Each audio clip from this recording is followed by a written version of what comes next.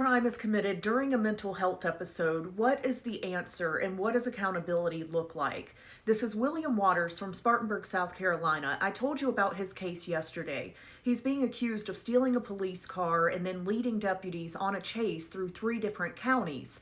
Multiple deputies were injured during this occurrence. The first one, when William Waters got into that police car and took off, one of the doors was still open. It hit a deputy, which briefly dragged him.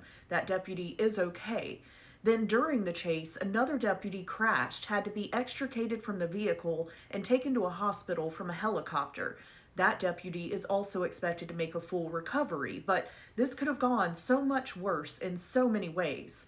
William Waters did wind up being arrested and charged with grand larceny, failure to stop for a blue light, and refusing a DUI test. He then made a couple of court appearances where he had outbursts and argued with the judges. One of those judges gave him a contempt of court charge on top of the other ones he was already facing. Well, now his mother is speaking out and saying that her son has been hospitalized 8 times in the last year due to mental health issues. She says those include schizophrenia and bipolar disorder. She said her son is supposed to be medicated but doesn't always take his medicine, and there's not much that people can do about it because he's an adult. So if this was truly all a mental health crisis, what should happen next? Because I think we can all agree that we would be naive to say, oh, he'll get mental health resources while he's in jail on these charges. I wish that were true, and I think a lot of reform needs to be done because I would guess, this is just a guess, this is not research based, but I would guess that many inmates have some sort of mental health issues. I also think we have to talk about the discussion of mental health versus insanity. In a courtroom, if you're pleading insanity, you have to be able to prove that you don't know the difference between right and wrong.